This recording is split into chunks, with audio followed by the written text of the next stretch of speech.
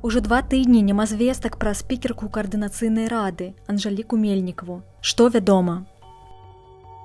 Усе файлы, якія былі даступны Анжэлікі Мельнікавай у межах Коардынацыйнай рады і толькі Коардынацыйнай рады, былі спампаваныя з яе дыску 13 сакавіка. Лагін у Беларусі адбыўся пазней, чым гэтыя файлы былі спампаваныя.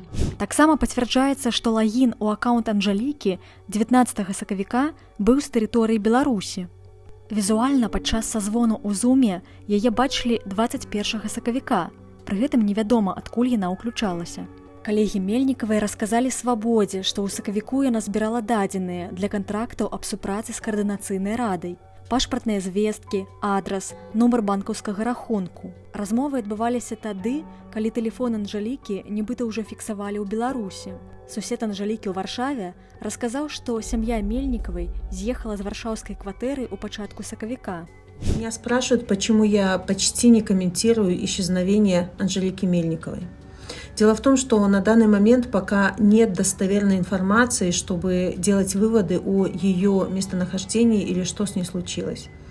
Конечно, мы все переживаем и беспокоимся, но в таких обстоятельствах я не хотела бы спекулировать на эту тему. Па словах Павла Латушкі, Анжэліка вылецела ў Лёндан разам з дзецьмі. Былы муж Анжэлікі выехаў з Польшы ў Беларусь аўтобусам 3 сакавіка. Ён не адказаў яе калегам з Коардынацыйнай рады і народнага крызіснага ўпраўлення. Аднак мужчына пацвердзіў журналістам, што дзеці знаходзяцца разам з ім у Беларусі. Дзе знаходзіцца Анжэліка, ён не ведае. У прэс-службе лёнданскай паліцыі паведамілі, што брытанская паліцыя не праводзіць расследаванне ў сувязі са знікненнем Мельнікавай.